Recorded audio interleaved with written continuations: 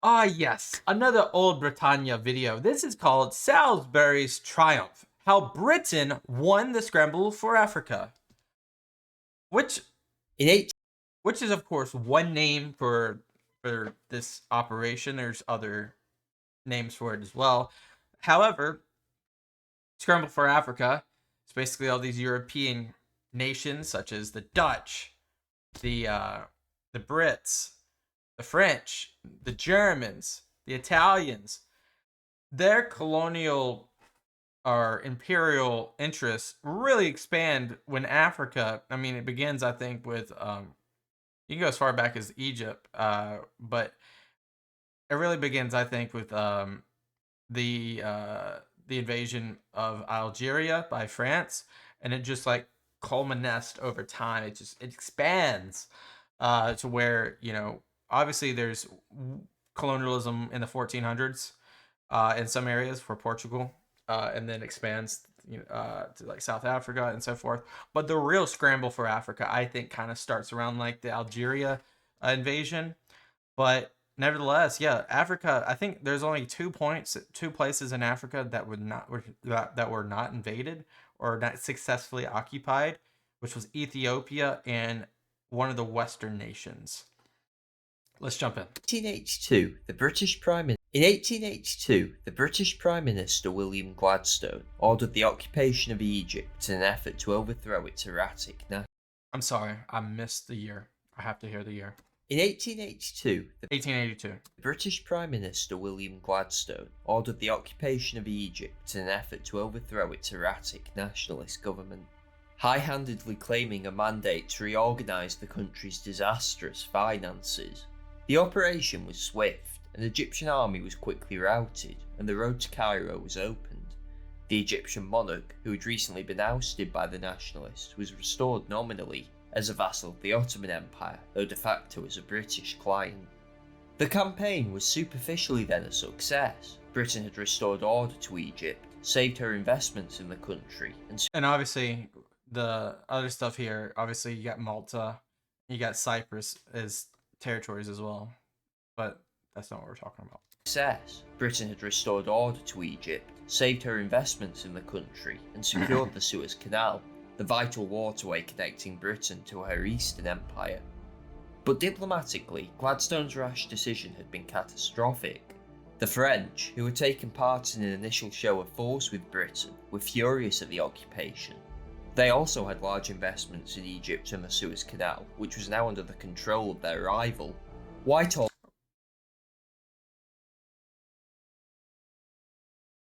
I mean, I wouldn't say it's their rival. I guess economically, but like, I mean, they're pretty peaceful at this point. I think, right?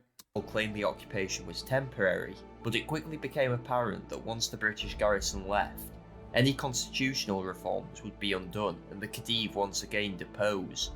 Yet, so long as British forces remained in Egypt, France remained an intractable foe, putting relentless pressure on the empire's. Note the rapid escalation in the naval presence needed to defend the occupation.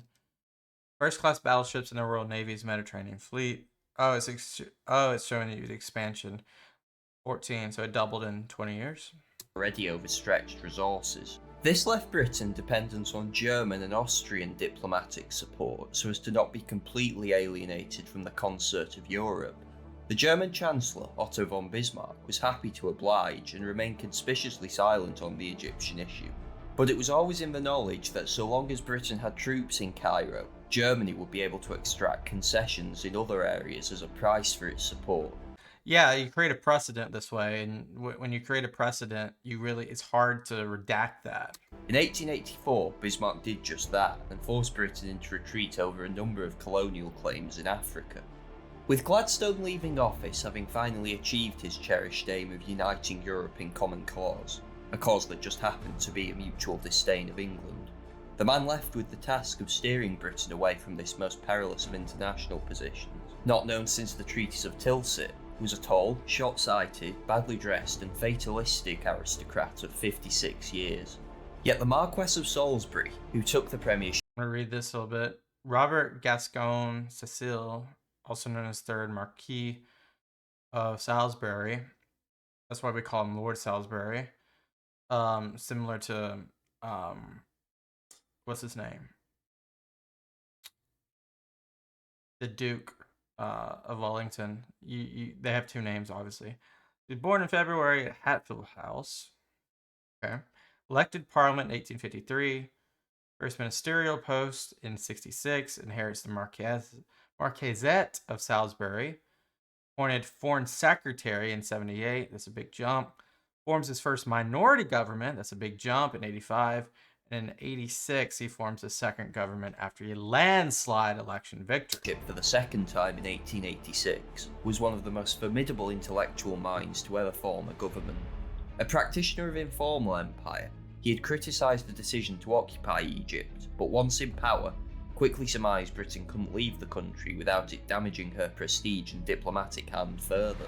Instead, he would have to secure Britain's position in the Near East from its then total dependence on German goodwill, doing this while simultaneously reckoning with the hostility of France, meaning potential conflicts over Madagascar, Morocco, as well as East and West Africa. It was an enormous task, yet what followed was several years of the most patient but brilliant diplomacy in European history. Salisbury began by placing trust in Britain's commissioner in Egypt, Evelyn Baring, who dominated the government in Cairo on a de facto basis. By 1888, Baring had completely transformed Egyptian finances. As Paul Hayes notes, the elimination of all deficits in 1888 greatly eased pressure on Britain in two ways. First, the financial burden to the British taxpayer was greatly reduced, so making it less explosive a political issue with Liberals. Secondly, the occupation became more secure, not just because it evidently benefited Egypt, but it also meant Germany and France, the two other powers that managed Egypt's debt, could no longer exert leverage since new loans were no longer required. Thus, Britain after 1888 was no longer as dependent on friendly gestures from Austria, Italy, or most importantly, Germany to maintain its position in the Near East. Even so, there was still the possibility that France and Germany may unite to force Britain's evacuation from Egypt. To stop this, Salisbury turned to Africa. The occupation of Egypt had triggered a panic known as the Scramble for Africa among European powers, concerned they might miss out on their own patch of barren desert. Salisbury decided Britain could appease France and Germany's interests by not contesting colonisation efforts in specific regions. Look at that. Blue. That's all France right there. It's crazy. And so lessen the likelihood of the two uniting in common cause against Britain. And I think this sandwich between the blue and red's Libya, which will be German. The problem Salisbury It'll either be German or Italian, I can't remember. Sorry for pausing so much. Faced here was that European colonisation was increasingly taking on a life of its own.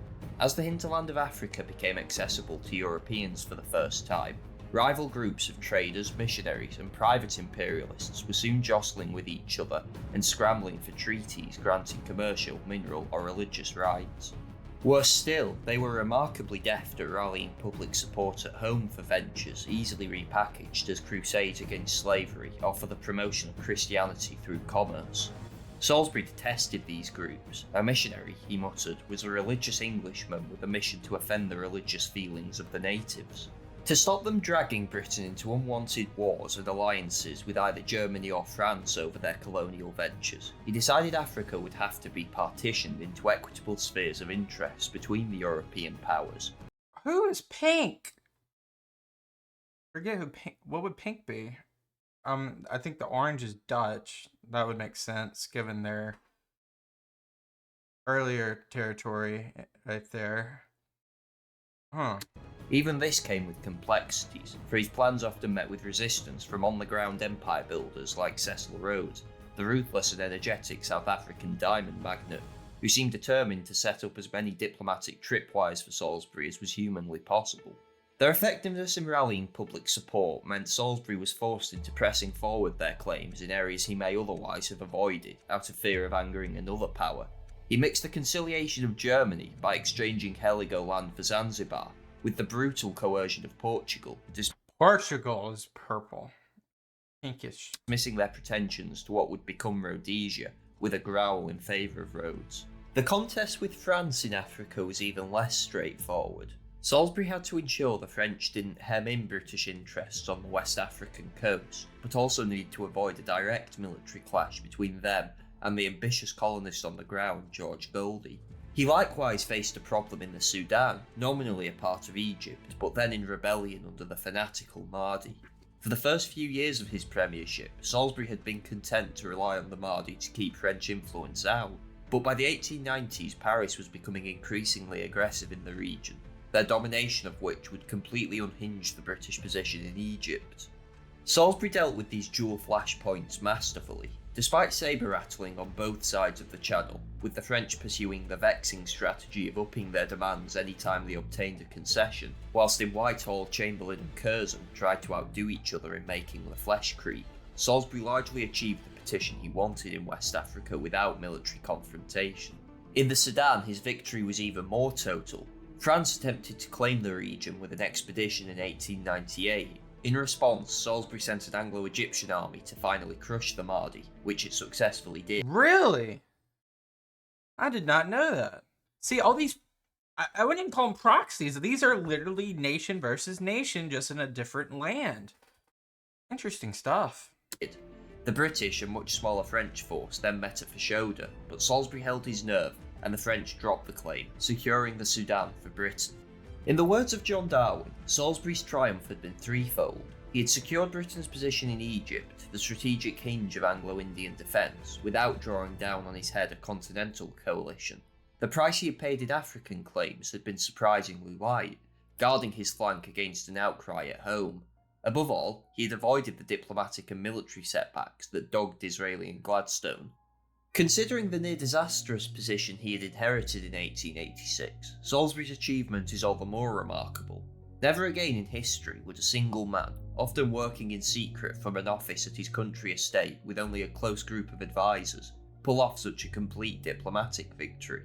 It does help when you have the Royal Navy and an industrial powerhouse to keep the wolves at bay. And when I say wolves at bay, I'm talking about the people who would come for you if you were to go off on an imperialistic ambition, which would tarnish the economy.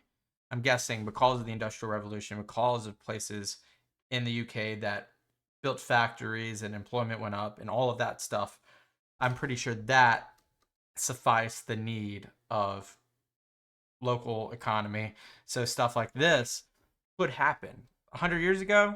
100 years from this, probably not been able to do that.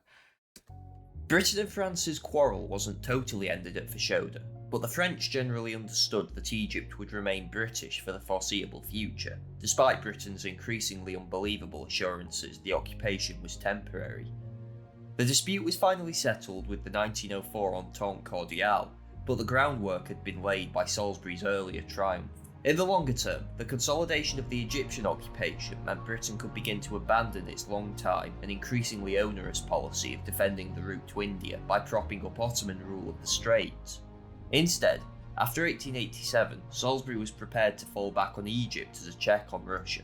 On the other hand, indulging Rhodes's expansionist ambitions, though probably the only realistic option for Salisbury at the time, meant tensions with the Boer states increased dramatically. Until then, British policy in South Africa had been focused around containing the Transvaal's imperialism.